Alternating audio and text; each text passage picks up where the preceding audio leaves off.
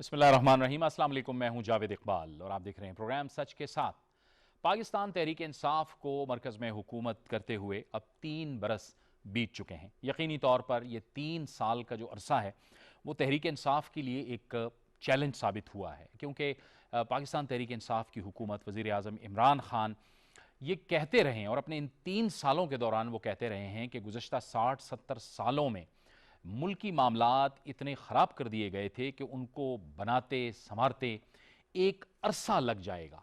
यकीनी तौर पर मुल्क की माशी हालत के हवाले से उनकी हुकूमत पर तनकीद भी होती रही, लेकिन इसके साथ साथ वो जो गुज़श्ता मसाइल थे, जो गुज़श्ता हुकूमतों के छोड़े हुए मसाइल थे, जो माशी सूरत हाल थी, उसको बेहतर करने के लिए हुकूमत कोशिश करती रही। न सिर्फ कोशिश करती रही बल्कि कई मौक़ों पे और कई जगहों पे हमें मईशत के हवाले से कुछ बेहतर आशारिये भी दिखाई दिए। 3 सालों में जो पाकिस्तान तहरीक इंसाफ की हुकूमत ने वादे किए थे उसमें कुछ पूरे हुए, कुछ अभी तक पूरे नहीं हो पाए, लेकिन हुकूमत इस बात के लिए पुरअज़्म है कि जब वो हुकूमत ख़त्म करेगी 5 साल के बाद तो उसने बहुत से वादे पूरे किए होंगे। लेकिन यकीनी तौर पर यह एक बहुत बड़ा चैलेंज है कि गुज़श्ता कई दहाइयों के जो मसाइल हैं वो इस हुकूमत के सामने दरपेश हैं। एक तरफ मरकज़ी हुकूमत के 3 साल होते हैं, दूसरी तरफ पंजाब हुकूमत ने भी अपनी 3 साल की कारकर्दगी के हवाले से एक रिपोर्ट जारी की है, जिसमें अगर हम मुख्तसरन बात करें तो सेहत के हवाले से जिस बजट पे बात की गई है तो बजट में इजाफा किया गया और मुस्लिम लीग नून के साथ इसका तकाबली जायज़ा किया गया है। तो सेहत पर वो कहते हैं कि हमने 124% ज़्यादा बजट खर्च किया है। इसके साथ साथ तालीम पर 39% ज़्यादा बजट खर्च किया है। फिर जो सूबाई काबीना के इजलास हैं मुस्लिम लीग नून के मुकाबले में, उनकी 5 साल हुकूमत के मुकाबले में इनके 3 साल के दौरान बहुत ज़्यादा काबीना के इजलास हुए हैं, यानी कि एक मुशावरत हुई है। बहरहाल अब कौन से चैलेंजेस हैं जो अभी भी तहरीक इंसाफ की हुकूमत को टेकअप करने हैं और पंजाब की हुकूमत के सामने क्या चैलेंजेस हैं, क्योंकि आज भी अपोजिशन ने प्रेस कॉन्फ्रेंस की है और हुकूमत पर तनकीद की है। इन्हीं मामलात पर बात करने के लिए हम स्टूडियोज़ में ज्वाइन कर रहे हैं पंजाब के वज़ीर बैतुल माल और सोशल वेलफेयर जनाब सैयद यावर अब्बास बुखारी। बुखारी साहब, बहुत शुक्रिया आप आज इस्लामाबाद स्टूडियोज़ में ज्वाइन किया। बुखारी साहब, ये जो आदाद शुमार सामने आए हैं, पंजाब हुकूमत ने भी अपनी एक रिपोर्ट जारी की है। हम तो असरात को देखते हैं कि असरात हमें क्या दिख रहे हैं, अगर आप हमें बताएं, अहाता करें अपनी परफॉर्मेंस का। बिस्मिल्लाहिर्रहमानिर्रहीम, अल्लाहुम्मा सल्ली अला मोहम्मद व आले मोहम्मद वअज्जल फ़रजहुम। देखें जावेद भाई, सबसे खूबसूरत जो चीज़ है ना, हम लोगों ने एक खसारे को हम लोगों ने सरप्लस में कन्वर्ट किया है। ये इसका फ़ायदा क्या होता है? खसारा जब होता है आपको कर्ज़े लेने पड़ते हैं और आप हमेशा हर किसी के सामने नज़रें झुका के और वो मांग धांग रहे होते हैं। जब आपके पास सरप्लस होता है, जब इजाफी वो पैसा आपके पास पड़ा होता है, वो आप आवाम के ऊपर खर्च कर सकते हैं। इसका वाज़े तौर पे मैं मिसाल आपको देता हूँ कि जब परवेज़ इलाही साहब ने चीफ मिनिस्ट्री छोड़ी, 100 अरब रुपया अकाउंट में पड़ा था। इन लोगों ने जब हुकूमत छोड़ी तो तकरीबन 2,500 अरब का खसारा था।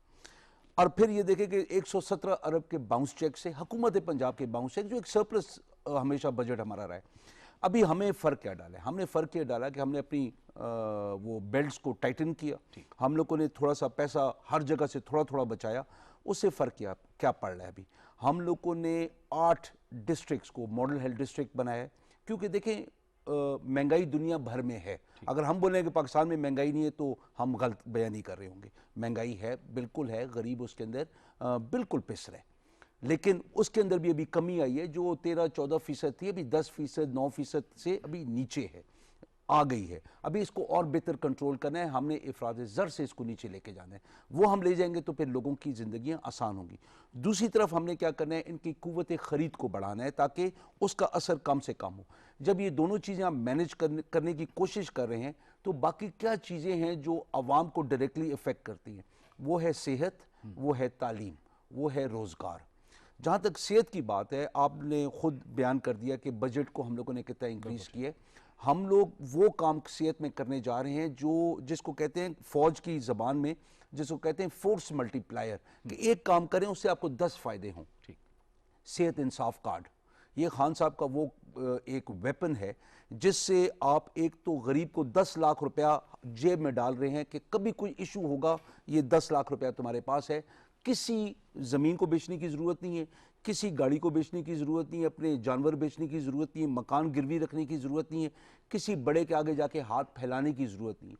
एक हमने इज़्ज़त नफ्स को बचाया, एक गरीब इंसान की, और उसको 10 लाख रुपए जेब में दिया, कहीं भी जाए जाके शेरों की तरह अपना इलाज करवाए। जब आप सेहत इंसाफ कार्ड देते हैं, उसका फ़ायदा क्या होता है कि अगर मिसाल के तौर पे एक बंदे के पास करोड़ों रुपए है, वो अपने गांव में जाके इस अस्पताल क्यों नहीं बनाता कि गरीब लोग आके उसका पैसा नहीं दे सकते हैं इलाज का। तो जब सेहत इंसाफ कार्ड आएगा, भी आपके अस्पताल देहातों में फैलेंगे, उससे फ़ायदा ये होगा कि आपके बड़े अस्पतालों के ऊपर प्रेशर नहीं होगा, वहाँ पे भी इलाज आसानी से हो सकेगा। अभी आपके साथ ही हमारा पंजाब का रावलपिंडी है, आप बेनज़ीर अस्पताल में आज जाके देखें, आप होली फैमिली में आज जाके देखें, जितना प्रेशर है अटक का, जेलम का, चकवाल का, रावलपिंडी का अपना, ठीक, एक बहुत बड़ा प्रेशर है। जब हम लोग अपने अपने इलाकों में अपने अस्पतालों को सही कर लेंगे तो उससे फ़ायदा ये होगा कि पिंडी के ऊपर प्रेशर कम हो जाएगा। अच्छा, इसमें सेहत के हवाले से जब हम बात करते हैं तो ये सफाई के जो मामलात हैं ये भी आते हैं। ऑपोजिशन इसको लेके बड़ी आप पे तनकीद कर दी है कि लाहौर के मामलात बहुत गड़बड़ हैं और हर जगह गंदगी के ढेर हैं। देखिए, इसके अंदर दो चीज़ें हैं। एक, गवर्नमेंट को अपने मैनेजमेंट सिस्टम्स बना के रखने और उनको चलाना है और चलते हुए नज़र आए कि सफाई हो, वो एक तरीका कार है। दूसरा ये कि आपने अवाम को एजुकेट करना है कि खुदा का वास्ते अगर दुबई में और लंदन में और न्यूयॉर्क में जाके आप रैपर बार नहीं फेंकते और गंद ऐसे जाके सड़कों पे नहीं फेंकते, यहाँ पे भी ना फेंकें। एक मखसूस जगह है, वहाँ पे जाके फेंके, ताकि सुबह के टाइम या रात के टाइम वो ट्रक्स आते हैं, उठा के सारा ले जाते हैं। लाहौर के अंदर इन लोगों ने बुराक को, अल बुराक या जो भी इनकी एक कंपनी थी, टर्किश कंपनी थी, 4,500 रुपए टन के ऊपर इन लोगों ने वेस्ट मैनेजमेंट का दिया हुआ था सिस्टम, जबकि इस टाइम पे पंजाब के अंदर 1250 रुपए पर टन पे नहीं है, इससे भी कम है। ये फ़र्क आया कि इतनी बचत आपको हुई है। अभी हुकूमत ने 5 अरब रुपए की मशीनरी खरीदी है सिर्फ लाहौर के लिए। फिर 8 शहरों के अंदर वेस्ट मैनेजमेंट कंपनीज बन गई हैं। ये हम हर जगह फैला रहे हैं ताकि एक सिर्फ ये ना हो कि वेस्ट मैनेजमेंट कंपनी गंद उठाए, वो सस्टेनेबल भी हो। उसके लिए हुकूमत को हर वक्त अपने पास से पैसा ना देना पड़े, और जितना वेस्ट आ रहा है वो हम जितना एक इलाके में जाकर डंप करते हैं और इकट्ठा करते हैं, उससे नुकसान क्या होता है। एक तो आपको ज़मीन चाहिए वो डंप करने के लिए, नंबर 2, जब भी बारिश होगी और उसका ही पानी जब ज़ेर ज़मीन जाएगा तो आपकी ज़ेर ज़मीन पानी को आलूदा करेगा। हम लोग कोशिश ये करें कि उस वेस्ट को हम इस्तेमाल करें एनर्जी के लिए और पेट्रोल बनाने के लिए। हम वो कंपनी से ऑलरेडी बात चल रही है। हमारी बदकिस्मती ये हुई, जो हमारे पे बहुत बड़ा इम्तिहान आया वो कोरोना का था। दुनिया एक दूसरे से कट ऑफ हो गई और अपने अपने डब्बे में बंद हो गए।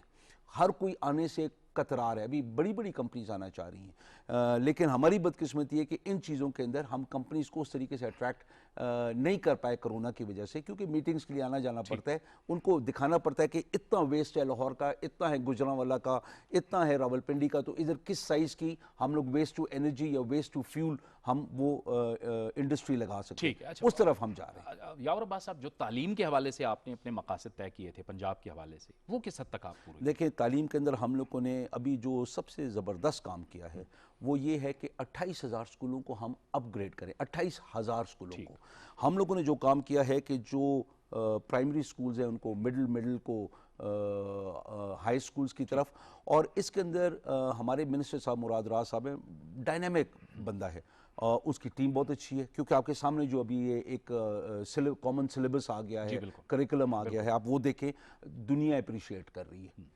मतलब उसके अंदर वो जो तालीम है, जो तरीक़ाकार है देने का, वो दैट इज़ वेरी मॉडर्न। बदकिस्मती हमारी क्या है कि क्योंकि हुकूमत के पास पैसा नहीं है, तो 750 अरब रुपया सिर्फ पंजाब के लिए ज़रूरत था। अगर आपने नई बिल्डिंग्स बनानी है, नई बिल्डिंग्स बनाने जाए तो तकरीबन 3 साल एक स्कूल की बिल्डिंग को बनने में लगता है, मिनिमम 2 साल। अभी वो नहीं है पास, तो हम लोगों ने एक out of the box solution Murad Raas ने और उनकी टीम ने सीएम साहब के साथ डिस्कस किया। उन्होंने कहा येस डन।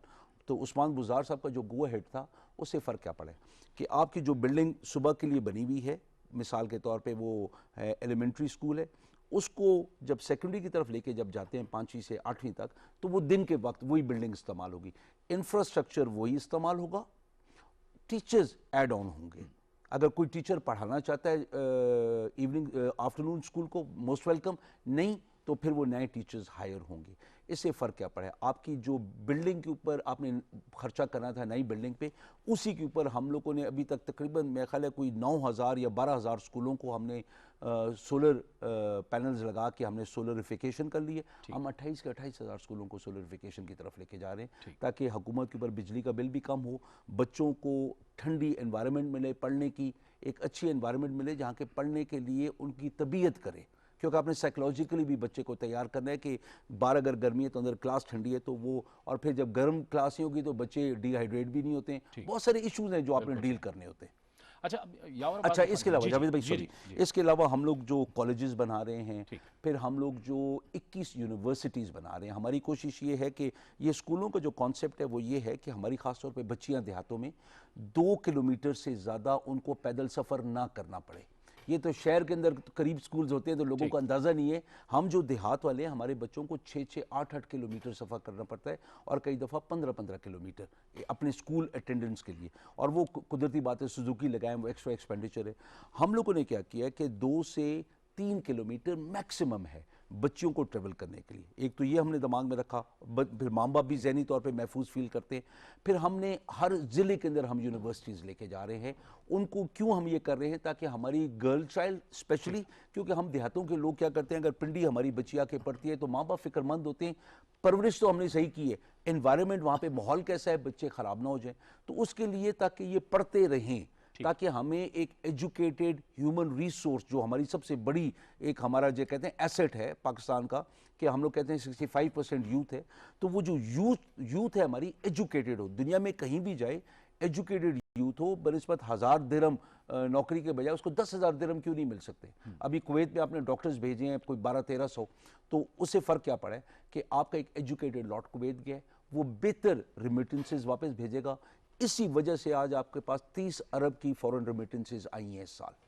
ठीक है। आप ज़रा बुखारी साहब ज़रा सियासी चैलेंजेस की भी बात कर लेते हैं, क्योंकि पंजाब में आपकी हुकूमत है लेकिन मार्जिन बड़ा कम है, यानी मुस्लिम लीग नून, अपोजिशन और आपके दरमियान मार्जिन बड़ा कम है। इस दौरान हमने देखा कि पीपल्स पार्टी की तरफ से ये बातें भी आती रही कि vote of no confidence, vote of no confidence, अगरचे कि मुस्लिम लीग नून उनको ये कहती रही कि नहीं, हम इसके हक़ में नहीं है कि वोट ऑफ नो कॉन्फिडेंस ना करें, लेकिन बहरहाल बात चलती रही। ये 10-12 लोगों का फ़र्क आपने मेंटेन रखा। ये अल्लाह का फ़ज़ल है। ये मैं कहता हूँ उस्मान बुज़ार साहब की एक अच्छी हिकमत अमली है, उनकी अच्छी किस्मत है, अल्लाह पाक साथ दे रहा है। और इसके अंदर जो हिकमत अमली वो ये है कि जो 3 साल हम लोगों ने कोरोना के गुजारे, देखें 2018 में हम आए आखिर में, और 2019 के शुरू में फरवरी में कोरोना ने हिट किया। अभी तक हम कोरोना से मुतासर हम चल रहे हैं, और मैनेजमेंट को आप देख लें, 12 करोड़ अवाम है, आपका आधा पाकिस्तान है, आधे से ज़्यादा पाकिस्तान है जिसको हम लोग मैनेज कर रहे हैं वहाँ पे। तो वो उनकी एक ही वो होता है कि यार नया चीफ मिनिस्टर है, इसको नहीं पता है, अभी नया है तो ये हाल है। ये अगर हम लोग ये 5 साल गुजार गए फिर ये कैसा होगा? बल्कि बीच में तो खबरें भी आती थी कि अभी गए अभी गए अभी गए। ये देखें, इसके अंदर वो करते ही है कि पार्टी के अंदर गलत फहमियाँ फैलाने की कोशिश करते हैं, फलां का नाम फलां का नाम फलां का नाम देते हैं, लेकिन खुदा के फजल करम से खान साहब चीफ मिनिस्टर उस्मान बुज़ार साहब के पीछे खड़े में, और वो बहुत बड़ा एक सहारा है। हम लोग जो प्योर PTI वाले हैं, हम लोग खान साहब का इशारा देखते हैं। तो उनने जब बोला कि उस्मान बुज़ार को तुम लोगों ने वोट देनी है, हमने उस्मान बुज़ार साहब को अपना चीफ मिनिस्टर वोट दे के इलेक्ट किया। खान साहब के PTI के जो हमारे MPAs हैं वो बोले रात है, हम बोलेंगे रात है, हम बहस पूरी करेंगे। ठीक, हम बहस करने में ना खान साहब हमें रोकते हैं, ना चीफ मिनिस्टर साहब हमें रोकते हैं, हम बहस पूरी करते हैं। उसके अंदर कई दफ़ा हम सख्त भी करते हैं, कई दफ़ा नरम भी करते हैं, लेकिन मेन चीज़ ये है कि वो हमें कभी ये नहीं कहते कि तुम लोग बात मत करो, मैं जो फैसला करूँगा ऐसे कभी भी नहीं हुआ। ठीक। और ये जो चैलेंजेस है, ये देखिए खुदा के फजलो करम से वो 3 साल से चल रहे हैं, वो उनके अपने भी इतने इख्तलाफात हैं, उनको अपने भी इतने चैलेंजेस हैं कि वो इस तरफ इकट्ठे हो भी जाए, हम कहते हैं हो भी जाएं। हमारे पास अभी तक हम लोगों ने MPAs जो उनके हमारे पास हैं, हमने वो नंबर्स कभी ज़्यादा डिस्क्लोज नहीं करते। कोई कभी कहता है कि 10 हैं, 12 हैं, मैं आपको कह रहा हूँ 30 से ऊपर हमारे पास है, तो इसलिए हमें कोई फिक्र नहीं है। एक बहुत बड़ा जो सियासी चैलेंज है पंजाब में यावर अब्बास बुखारी साहब, वो है जहांगीर तरीन ग्रुप। आप समझते हैं कि वो भी अब आपके लिए चैलेंज नहीं रहा? जो मेन जो देखें बजट अप्रूव हो गया, मामलात बेहतर हो गए, आप समझते हैं कि वो चैलेंज हैं अब भी? देखें, जहांगीर तरीन साहब कभी भी चैलेंज नहीं है, ठीक, कभी भी चैलेंज नहीं है। उसकी वजह है कि वो PTI हैं, इख्तलाफ राय में होने में कोई हर्ज नहीं है। वो एक चीज़ को एक तरीके से अगर डील करना चाहते हैं, लेकिन खान साहब के उनके अपने बयानात हैं बिल्कुल पीछे खड़े में। उनके साथ जो लोग गए उनको 2-3 गलत फहमियाँ थी, वो जब दूर हुई सारी बातें ख़त्म हो गई। आज आप एक एक बंदे से जाके बात करें, सिवाय चंद बंदों के, अगर कोई बंदा सुनना नहीं चाहता है। लेकिन जहाँ तक खान साहब की बात है, जहाँ तक उस्मान बुज़दार साहब की बात है, पीछे वो खड़े में हैं। इख्तलाफ राय होना, ये तो मैं कहता हूँ कि ये एक गनीमत होती है एक अवाम के अंदर, अगर आप इख्तलाफ राय रख के एक अच्छे फैसले पे पहुँचे। और वो फैसला जब वो जिसको कहते हैं ना इजमा, तो वो आपकी कैबिनेट, आपकी प्रोविंशियल असेंबली, आपकी पार्लियामेंट्री पार्टी जब बहस करे और वो फिर इजमा हो, तो वो सबका जहन इकट्ठा होता है, which is a very good thing. ठीक है, बहुत बहुत शुक्रिया सैयद यावर अब्बास बुखारी, Thank you. पंजाब के वजीर बैतुल माल और सोशल वेलफेयर, हमसे गुफ्तगू कर रहे थे और तफसील से बता रहे थे कि पंजाब हुकूमत को उनकी कारकर्दगी अब तक क्या रही है और अब क्या चैलेंजेस हैं। एक ब्रेक का वक्त हुआ चाहता है, ब्रेक लेंगे, ब्रेक के बाद प्रोग्राम का सिलसिला जारी रहेगा।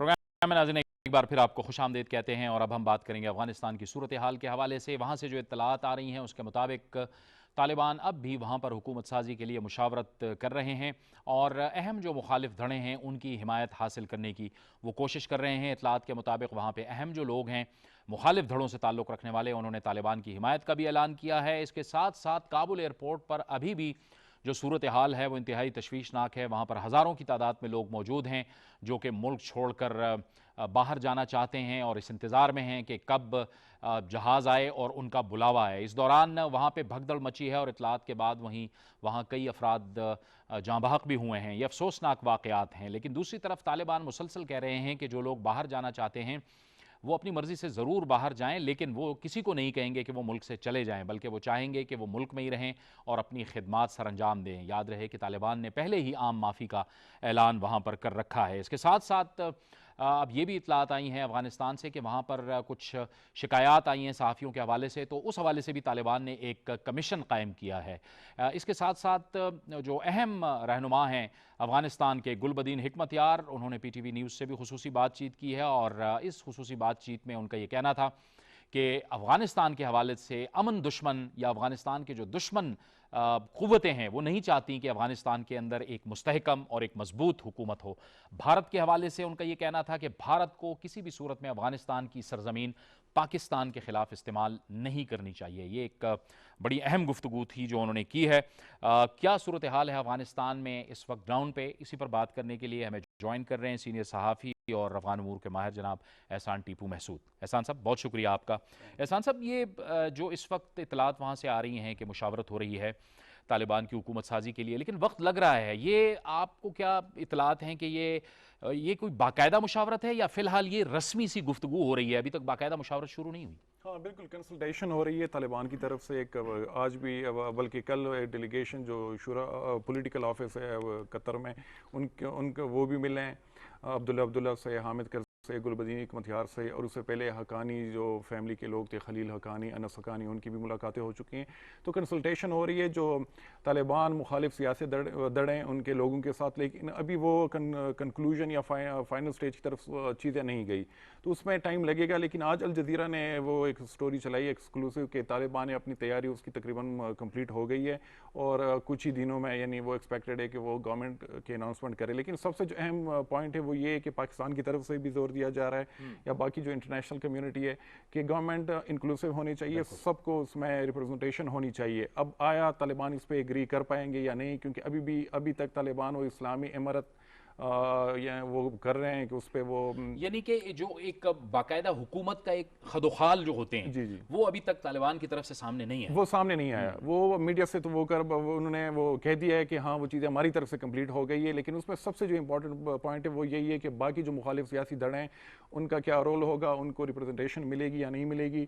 और दूसरा ये कि आज तकरीबन 9वां दिन है कि अफगानिस्तान तकरीबन 3.5 करोड़ 4 करोड़ आबादी का मुल्क है, वहाँ वो बगैर किसी हुकूमत के चल रहा है। वहाँ पे ना गवर्नमेंट है और ना वहाँ पे स्टेट इंस्टीट्यूशन है। तो ये बड़ी ख़तरनाक सिचुएशन भी बन सकती है फ्यूचर में अगर जल्दी से वहाँ पे कोई इस तरह गवर्नमेंट ना बनी या बाकी जो मामलात हैं मुल्क चलाने के लिए वो ना बने। यानी आपका मतलब है कि वो जाहिर है कि एक खिला पैदा होता है जब हुकूमत नहीं होती है, और जिसका जिक्र आज गालिबन बल्खी ने भी किया अपने एक इंटरव्यू में, जब वो कह रहे थे कि काबुल तो हम इस तरह नहीं आना चाह रहे थे, लेकिन जब हमने देखा कि एक तो अशरफ गनी वहाँ से चले गए, फिर गवर्नमेंट की जो फोर्सेज हैं उन्होंने भी इलाके छोड़ दिए, तो एक खिला पैदा होने का खतरा था जिसकी वजह से हम फिर काबुल में आ गए। हाँ बिल्कुल, और यही हमें लगा भी। वो जो मिलिट्री कमीशन की तरफ से चीज़ें थी वो तो पूरी तैयारी कर चुके थे, और वो हमें नज़र भी आई ग्राउंड पे कि उन्होंने बहुत जल्दी यानी पूरे अफगानिस्तान पे उनका कब्जा हो गया है। लेकिन जो पॉलिटिकल कमीशन है अफगान तालिबान का, उनकी तरफ से अब डिले आ रही है चीज़ों में, और वो हमें सामने भी नज़र आ रहा है कि अभी तक हुकूमत साजी किस स्टेज पे है, कब वो अनाउंसमेंट करेंगे, तो ये चीज़ें अभी तक यानी सामने नहीं आई तालिबान। पाकिस्तान भी मुसलसल ये कहता रहा है इंक्लूसिव हुकूमत होनी चाहिए, तमाम जो नुमाइंदे हैं अफ़गानिस्तान के उनकी एक कंबाइन हुकूमत होनी चाहिए तालिबान के साथ। फिर रूस ने भी यही कहा है, ईरान भी यही चाहता है। आपको लग रहा है कि कोई ऐसी सूरत तो नहीं बन सकती कि तालिबान इससे डेविएट कर सकते हैं?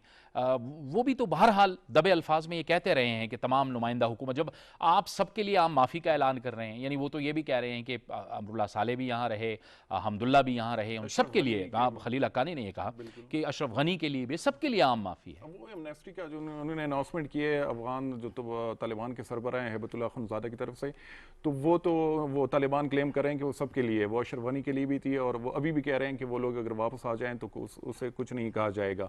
लेकिन इशू जब अब सामने आ रहा है कि तालिबान एग्री कर पाएंगे इंक्लूसिव गवर्नमेंट पे कि नहीं या नहीं, तो मुझे नहीं लग रहा, यानी जितना मैंने कवर किया या लोगों से बात हुई है कि तालिबान यानी हो सकता है उनको वहाँ रहने दिया जाए, जो बाकी अफगान लीडर हैं उनको कुछ ना कहा जाए, लेकिन उनको गवर्नमेंट में हिस्सा देना या पावर शेयरिंग करना, वो मुझे नहीं लग रहा कि तालिबान इस पे एग्री कर पाएंगे, क्योंकि वही इस्लामी अमारत जिसके हवाले से सीरियस कंसर्न तालिबान को कन्वे भी किए गए हैं पाकिस्तान की तरफ से भी। मास्को में जो कॉन्फ्रेंस हुई थी तो वहाँ पे बल्कि तालिबान थोड़े से नाराज़ भी हुए थे पाकिस्तान से, कि पाकिस्तान ने भी कहा था कि हम इस्लामी इमारत उसके हक में नहीं है। टर्की ने, रशिया ने, चाइना ने, इन सब ने कंसर्न्स कन्वे किए हैं तालिबान को, लेकिन तालिबान अभी तक वो उसी पे अटके हुए हैं कि वो यानी इस्लामी इमारत ही बनाएंगे अफगानिस्तान में। और इस्लामी इमारत जो है उसमें फिर वो अगर हम देख लें तो उसमें फिर इंक्लूसिव गवर्नमेंट या पावर शेयरिंग तो उसका कोई कॉन्सेप्ट नहीं है। हाँ, ये लेकिन ये अगर ऐसा नहीं होता तो फिर ये तो जाहिर है फिर काबिल कबूल कैसे होंगे, ये भी तालिबान इस पे यकीनन सोच रहे होंगे। बिल्कुल, तो पूरी दुनिया के लिए फिर वो कैसे इंटरनेशनल एक्सेप्टेंस या रिकग्निशन वो तालिबान के लिए एक बहुत बड़ा यानी इशू होगा फ्यूचर में। फिर फाइनेंशियल असिस्टेंस, ऑलरेडी अमेरिका जो काबुल बैंक के एसेट्स हैं वो अमेरिका ने वो सीज कर दिए हैं, वर्ल्ड बैंक की तरफ से भी इस तरह की रिपोर्ट्स आई हैं, और बाकी जो यूरोपियन कंट्रीज हैं उनकी वो भी अमेरिका को यानी फॉलो करेगा कि वो सैंक्शंस लगा दें, या जो तो इनके एसेट्स हैं या जो फाइनेंशियल असिस्टेंस तालिबान को अफगानिस्तान को मिलनी थी उन पे वो उनको ब्लॉक कर दें। तो ये तालिबान की हैं कुछ कमज़ोरियाँ कह लें, या कि वो हो सकता है कंप्रोमाइज़ भी कर जाएं किस हद तक, लेकिन बड़े पैमाने पे मुझे नहीं लग रहा है कि तालिबान किसी को यानी पावर शेयरिंग या उस पर वो एग्री होंगे। नहीं, लेकिन आपको नहीं लगता कि ये शुरू में एहसान साहब के ये एक सियासी मुफाहिमत का एक माहौल बनाने की कोशिश कर रहे हैं? जैसे ये अब इसमें दिलचस्प जो फैक्टर है वो अहमद शाह मसूद के बेटे अहमद मसूद वाला बड़ा इंटरेस्टिंग फैक्टर है, क्योंकि वो पहले उनके बारे में खबरें आ रही थी कि उन्होंने हिमायत की है, लेकिन अब वो कह रहे हैं कि नहीं ऐसा नहीं है, मैं तो तैयार हूँ, मेरे जंगजू तैयार हैं, अगर तालिबान यहाँ आएंगे और जंग करेंगे तो मेरे जंगजू जंग के लिए भी तैयार हैं। तो वो भी एक बड़ी अजीब व गरीब सूरत हाल है पंजशेर के हवाले से। पंजशेर के हवाले से बिल्कुल अभी भी जो उन्होंने नेशनल रेजिस्टेंस फ्रंट के नाम से एक फ्रंट को बनाया है, अहमद मसूद ने, अहमद शाह मसूद का जो बेटा है, तो उनकी जो तर्जुमान है अली नज़र है, उनका इंटरव्यू FP के साथ, उसमें उन्होंने एग्जैक्ट यही बातें की हैं कि हम एक वो न सरेंडर होगा, न कि किसी के अंडर वो आएगा, हम कुछ कंडीशंस हैं वो अगर तालिबान उस पर एग्री कर जाएं तो फिर मामलात आगे बढ़ सकते हैं, जिसमें वो मॉडरेट इस्लाम का कह रहे हैं। वो कह रहे हैं कि यहाँ पे जितनी इतनी माइनॉरिटीज़ हैं उनकी रिप्रेजेंटेशन होनी चाहिए, वही जो पावर शेयरिंग की बात हो रही है, और तो ये और डेमोक्रेटिक सेटअप होना चाहिए। और तालिबान तो मुझे नहीं लग रहा है कि इस चीज़ पे एग्री होंगे।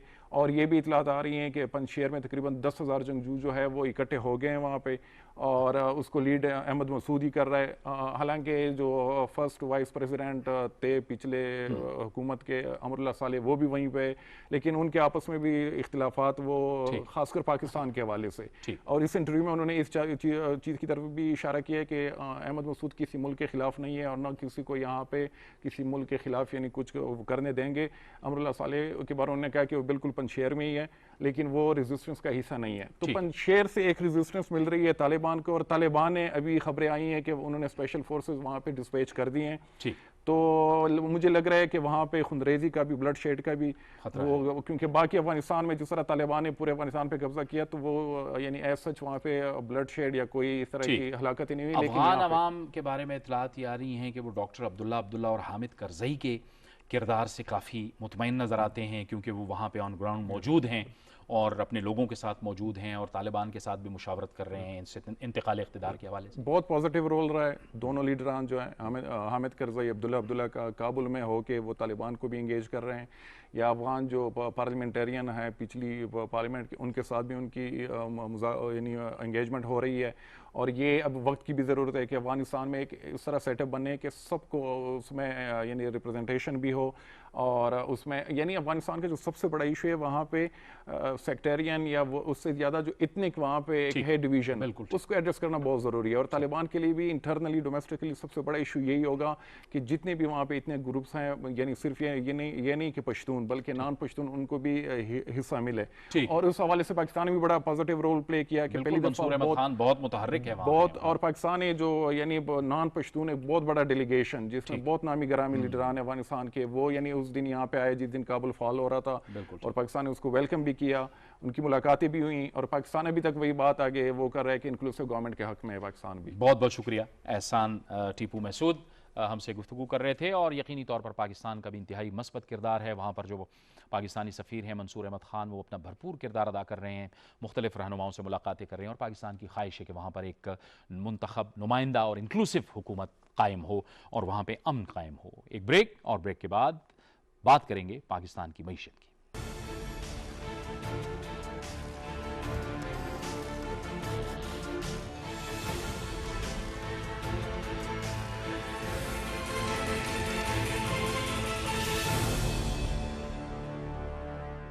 नाज़रीन, एक बार फिर आपको खुशामदीद कहते हैं, और अब हम बात करेंगे पाकिस्तान की मईशत के हवाले से। हुकूमत को सियासी इस्तेहकाम के बाद अब एक जो अहम चैलेंज है वो माशी इस्तेहकाम का है। हुकूमत कहती है कि वो मईशत को बेहतर करने के लिए हर सूरत में पुरज़्म है। गुज़िश्ता कुछ अरसे में भी हुकूमत की जानिब से जो इक़दामात किए गए वो नज़र आए, और पाकिस्तान का जो ग्रोथ रेट था वो काफ़ी बेहतर नज़र आया। अब खुसूसन छोटे और दरमियाने दर्जे के कारोबार को बेहतर करने के लिए हुकूमत ने कुछ मज़ीद फ़ैसले करने का फ़ैसला किया है, कुछ इक़दामात उठाए हैं। ये यकीनी तौर पर पाकिस्तान की मईशत के लिए एक अच्छी खबर है, क्योंकि हमने देखा है कि कोरोना की सूरत हाल में फिर जो बड़े इदारे या मल्टी नेशनल इदारे थे उनमें लोग भी कम हो जाते हैं, रोज़गार के मौक़े भी कम हो जाते हैं, और वो काम भी उस रफ्तार से नहीं होता जिस रफ्तार से होना चाहिए। तो ऐसी सूरत में जो छोटे और दरमियाने दर्जे के कारोबार होते हैं वो बड़े अहम होते हैं। पाकिस्तान की मईशत किस जानिब जा रही है, इसी पर बात करने के लिए हमें ज्वाइन कर रहे हैं कराची से कराची चैम्बर ऑफ कॉमर्स के नायब सदर और माशी तज्ज़ियाकार जनाब शमसुल इस्लाम खान। शमसुल इस्लाम साहब, आपको बहुत खुशामदीद कहते हैं। SMEs के हवाले से और छोटे और दरमियाने दर्जे के कारोबार के हवाले से आप हमें बताएंगे कि हुकूमत ने क्या अहम फैसले किए हैं जिससे बेहतरी आ सकती है। बिस्मिल्लाहिर्रहमानिर्रहीम, शुक्रिया जावेद साहब for inviting me in your show. देखिए, सबसे पहले तो Karachi chamber of commerce government की जो इनोवेटिव एक स्कीम अभी हालिया दिनों में स्टेट बैंक ने अनाउंस की है उसको वेलकम करता है और अप्रिशिएट करता है। कराची चैम्बर ऑफ कॉमर्स इस पर कई डिकेड से वॉइस रेज करता रहा कि SMEs को, छोटे ताजरों को, जो पाकिस्तान की इकॉनमी की बैकबोन है, उनको कर्ज़ों की सहूलत होनी चाहिए और कोलेटरल फ्री कर्ज़ों की सहूलत होनी चाहिए। और बलाखिर 74 साल तारीख में ये first time government of Pakistan जो प्रेजेंट गवर्नमेंट है इन्होंने ये स्कीम लॉन्च की है। और इसके ज़रिए अब जो छोटे ताजिर जो हैं जिनके पास सरमाए की कमी होती थी उनको जो है सरमाया बैंकों के ज़रिए लोन मिलने में सहूलत होगी। इस स्कीम में कोई स्टेट बैंक ने जो है तकरीबन 60 बिलियन रुपीज़ को एलोकेट किए हैं और कोई 1 करोड़ तक का जो है कर्ज़ जो है वो दिया जा सकेगा।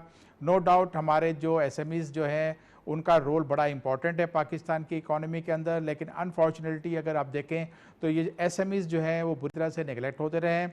अगर आप स्मीडा की डेफिनेशन देखें तो आपको तकरीबन 40% जो पाकिस्तान की जीडीपी है उसमें एसएमईज का शेयर है, और एक्सपोर्ट्स में कोई 25% जो है शेयर एसएमईज का है।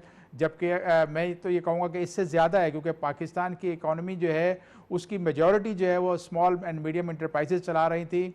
उनके अंदर 3 किस्म के कारोबार सामने आते हैं। एक तो बहुत बड़े कारोबार जो बैंकों से सरमाया लेकर और कोलेटरल देकर अपना जो है कारोबार करते थे, और कुछ ऐसे हैं जो बिल्कुल भी सरमाया जो है बैंकों से फाइनेंस नहीं लेते।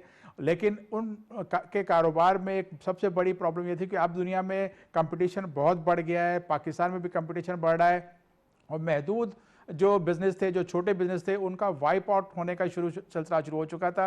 यही चीज़ देखते हुए कराची चैम्बर ऑफ कॉमर्स कई दहाइयों से कह रहा था हुकूमतों को कि मुख्तलिफ माजी की हुकूमतों को कि आप कोई ऐसी स्कीम लेकर आओ। बिलाखिर इस गवर्नमेंट ने सुना और ये स्कीम लेकर आए। इससे अब छोटे ताजिर जो कारोबार कर रहे हैं उनको अपनी प्रोडक्टिविटी, अपनी जो है कैपेसिटी बिल्ड करने में बहुत ज़्यादा फ़ायदा होगा। मिसाल के तौर पे मैं आपको बताऊं कि हमारी अगर एक्सपोर्ट्स को देखें तो उसमें आप देखेंगे हमारे यहाँ वैल्यूडेशन बहुत कम होती है, और हमारे एक्सपोर्टर्स जो पाकिस्तान के हैं वो टोटल 16,000 से ज़्यादा नहीं है। और वो एक्सपोर्टर्स अगर माजी की अगर आप कुछ दिहाइयों से देखें तो अब ग्रेजुअली जो है एक्सपोर्टर्स पाकिस्तान में कम होते जा रहे थे। उसकी मेन वजह यही थी कि उनका सरमाया जो है वो या तो महदूद था या फिर मुख्तलिफ जगह स्टकअप हो जाता था। जैसे एक्सपोर्ट के रिफंड थे, अब इस मौजूदा हुकूमत ने एक्सपोर्टर्स के जो सेल्स टैक्स के रिफंड हैं, जो टैक्स रिफंड्स हैं, उन सबको देना शुरू कर दिया है, जिससे उनकी जो है वर्किंग कैपिटल जो है वो बेहतर हुआ है। और उनके अब रिजल्ट आपने सामने आया है कि हमारे एक्सपोर्ट्स भी बढ़ रही हैं। हमारे पे जो बिज़नेस जब फ़ाल होता है तो उसकी कंट्रीब्यूशन इकोनॉमी में होती है, जॉब क्रिएशन में होती है, साथ ही गवर्नमेंट को टैक्सेस की शक्ल में उधर से फ़ायदा होता है। और हमने ये देखा कि अभी हमारे जो टैक्स के नंबर्स आए हैं जुलाई के खुसूसी तौर पर देखेंगे तो आपको बहुत बड़ा 71 बिलियन रुपीज़ का जो है वो सरप्लस आया है, जो टारगेट सेट किया था उससे ज़्यादा। तो उम्मीद ये है कि हमारा बिज़नेस जो है बेहतरी की तरफ जाएगा। और ख़ास तौर पे जो कोरोना की वजह से हमारे जो छोटे एसएमईज़ जो थे, जिसका वज़ीर-ए-आज़म साहब को बड़ा ख्याल रहा है, बल्कि छोटे दिहाड़ीदार जो लोग थे उनका भी ख्याल रहा है। और हमारी ये हुकूमत की कोशिश है कि बजाय इसके कि सरकारी नौकरियों में इनको खपाया जाए, इनको अब ख़ुद मुख्तार किया जाए, इनको सेल्फ एम्प्लॉयड किया जाए। ये छोटे छोटे कारोबार अपने जिनके अंदर स्किल है उसको आगे लेकर आएँ। और इस किस्म वक्त पे जो ये स्कीम लाई गई है तो ये उन लोगों को जिनके पास सरमाया नहीं था या कोई उनके पास कोलेटरल नहीं था, जिसकी वजह से बैंकों के दरवाजे उनके लिए बंद थे, अब उनको आसानी होगी।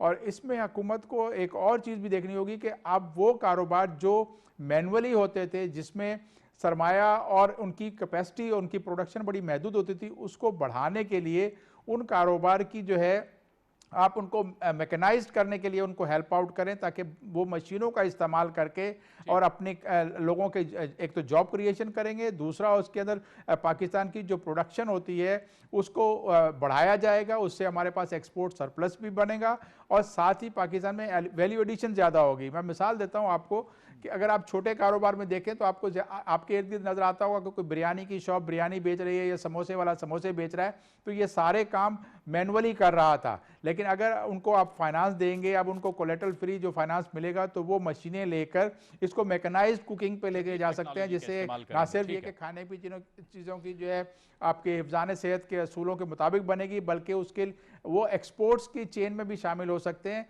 और एक्सपोर्ट भी बढ़ाई जा सकती है। ठीक है, ये आप देखिए एक्सपोर्ट बढ़ाने की आप बात कर रहे हैं, एक्सपोर्ट बूस्टिंग की आप शमसुल इस्लाम खान साहब बात कर रहे हैं कि बूस्टिंग के लिए भी बहुत कुछ करना पड़ेगा, लेकिन इसमें बहरहाल अंडर इनवाइसिंग भी होती रही है, उसे भी देखना पड़ेगा। देखिए जी, अंडर इनवाइसिंग अब तकरीबन ख़त्म होकर रह गई है, क्योंकि आपने देखा कि FATF के बाद आपकी जो है एक तो रेमिटेंसेस भी बढ़ी हैं और साथ ही अब अगर आप कोई अंडर इनवाइसिंग करता है तो उसके वो अपनी पेमेंट कैसे लेकर आएगा। लेकिन इसमें एक हुकूमत को एक और एक इनोवेटिव स्कीम इसी तरह की जिस तरह से SMEs के लोन्स के लेकर आए हैं, ये करना होगा कि जो हमारी रेमिटेंसेस आ रही हैं उस पर हुकूमत ने अभी एक प्लान अनाउंस किया है जो कि उसमें इंसेंटिव दिए जाएंगे। तो एक्सपोर्टर्स को कोई बोनस वाउचर स्कीम अगर दी जाती है और उसमें कैश का कोई कॉस्ट इतनी ज़्यादा नहीं होगी, किटी के ऊपर नेशनल किटी पे कोई फ़र्क नहीं पड़ेगा, लेकिन वो बोनस वाउचर जो है जब आपकी प्रोसीड्स एक्सपोर्ट्स की यहाँ पर रियलाइज़ होती है तो उसके अगेंस्ट उनको बोनस वाउचर दिए जाएँ और वो ट्रेडेबल हों, ट्रांसफरेबल हों टू NTN होल्डर, जिसकी वजह से आपकी जो एक्सपोर्टर्स को इंसेंटिव मिलेगा। क्योंकि अब हमें जो है हमारा जो है इस साल अगर आप देखें इस करंट फिस्कल में कोई 90 बिलियन के हमारे आउटफ्लोज होंगे, तो हमें उसके लिए हमारी एक्सपोर्ट्स को बढ़ाना होगा। 25.3 बिलियन जो है ये एक्सपोर्ट काफ़ी नहीं है इस सिनेरियो में जो हमारा है, तो हमें ज़्यादा से ज़्यादा एक्सपोर्ट बढ़ानी होगी, एक कल्चर डेवलप करना होगा ताकि एक्सपोर्टर जो है वो इसमें आए आगे। और हमारी तादाद 22 करोड़ की अगर आवाम में सिर्फ 16,000 एक्सपोर्टर्स हैं तो ये नाकाफ़ी है हमारी एक्सपोर्ट बढ़ाने के लिए। हमें एक्सपोर्टर्स की तादाद बढ़ानी होगी और उससे ऑटोमेटिकली अंडर इन्वाइसिंग खत्म हो जाएगी। जब आपका बोनस वाउचर स्कीम लेकर आएंगे तो कोई एक्सपोर्टर अगर अपनी पेमेंट बाहर रख रहा है और उसमें वजह यह थी कि उसके पास कोई इंसेंटिव नहीं था, वो वेट करता था कि शायद डॉलर का रेट आगे बढ़ जाए, तो इस वक्त तो करेंसी रेट भी बहुत आइडियल सिचुएशन पे गवर्नमेंट लेकर आई है। तो अगर उसको बोनस वाउचर मिलेंगे तो फिर वो मैक्सिमम अपनी प्राइस को जो है डिक्लेयर करेगा और उससे अंडर इन्वाइसिंग भी खत्म हो जाएगी। अच्छा, इसमें शमसुल इस्लाम खान साहब, आम आदमी के लिए महंगाई एक बहुत बड़ा मसला है। वो देखता है कि अगर रेमिटेंसेस भी बढ़ रहे हैं, एक्सपोर्ट भी हमारी बढ़ रही है, इंडस्ट्री भी अच्छी चल रही है, हम पे उसका असर कब हम उसका असर अच्छा असर महसूस करेंगे? महंगाई अगरचे कि हमें मालूम है कि ये ग्लोबल फिनोमेना है, आपने अर्निंग बढ़ानी है, क्या क्या आपके पास ऑप्शंस हैं इसके लिए? देखिए, महंगाई को एड्रेस करने के दो तरीके होते हैं। या तो आप बहुत ज़्यादा डेवलप कंट्री की तरह सब्सिडीज़ दे रहे हो और वुल्नरेबल लोगों को एड्रेस कर रहे हो। हमारे ख़जाने में इतने पैसे नहीं है, हमारे यहाँ टैक्स का बहुत रिवाज कम है कि लोग टैक्स इतना ज़्यादा पे नहीं करते। तो हमें ये करना होगा कि जो करेक्शंस करनी है हमारे सिस्टम के अंदर, बहुत जगह ऐसा है कि बिल्ट इन प्रॉब्लम्स हैं जो जिसकी वजह से होर्डिंग हो जाती है। कुछ लोग अपने ज़ख़ीरा अंदोज़ी करते हैं, ख़ास तौर पे अगर आप देखें कि आपके खाने पीने की चीज़ों में ज़्यादा ज़ख़ीरा अंदोज़ी हो रही है और उसी का इन्फ्लेशन जो है जब बढ़ता है तो आम आदमी की जो किचन की कॉस्ट है वो बढ़ जाती है। चीनी महंगी हो जाए, आज अगर चीनी 110 रुपये मार्केट में पहुंची है तो उसके अंदर करेक्शन की जा सकती है। हुकूमत ने कोशिश की है कि 6 लाख टन उसकी चीनी इंपोर्ट की जाए। इसी तरह से 3 मिलियन टन की वीट का प्लान दिया है और इमीडिएटली कहा है 2 मिलियन टन अगर वीट को इंपोर्ट करे टीसीपी। लेकिन मैं यहाँ ये ऐड करना चाहूँगा कि इस वक्त जो है इंटरनेशनल मार्केट में चीनी की कीमतें भी बहुत ज़्यादा ऊपर चली गई हैं और साथ ही वीट की प्राइस जो है वो भी इंटरनेशनल मार्केट में बहुत ज़्यादा हो गई है। तो इससे गवर्नमेंट को जो है लाकर या तो बहुत ज़्यादा सब्सिडी देनी पड़ेगी और इंटरवेंशन का इतना ज़्यादा फ़ायदा नहीं होगा।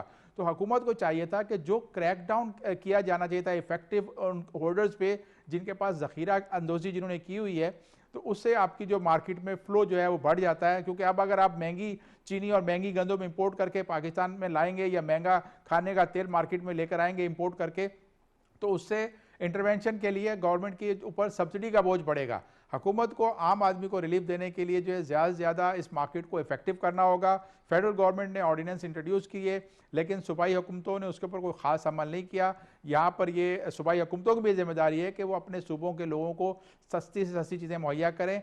हमें अपने आप को इनोवेटिव करना होगा, इकोनॉमी को इनोवेटिव करना होगा, वैल्यूएशन करनी होगी, प्रोडक्शन बढ़ानी होगी। हमारा मुल्क में अगर देखें, अगर आपकी जो वीट की, राइस की, इन सब चीज़ों के अंदर हमें मैकेनाइज्ड फार्मिंग करनी होगी, हार्वेस्टिंग मैकेनाइज करनी होगी।